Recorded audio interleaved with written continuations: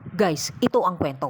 Isang malakas na bagyo ang dumating sa isang maliit na nayon. Nagdulot ito ng matinding pagbaha. Bumuhos ang tubig mula sa kabundukan at nawala ng kuryente sa buong lugar. Sa gitna ng unos, si Lina ay mahigpit na niyayakap ang kanyang mga anak habang ang tubig ay patuloy na pumapasok sa kanilang tahanan. Samantala, sa kabilang bahagi ng nayon, ang matandang si Emilio ay nag-iisa sa kanyang bahay. Lim at takot, wala silang magawa kundi taimtim na manalangin at magtiwala sa proteksyon ng Diyos. Pang lumalakas ang ulan, biglang may narinig silang malakas na kalabog mula sa labas. Sapit ng umaga, huminto na ang ulan at nang buksan ni Lina at Emilio ang kanilang pintuan, nagulat sila sa kanilang nakita. Ura ni Emilio, puno ng mga bumagsak na sanga at maraming mga bahay sa paligid ang nasira ng baha.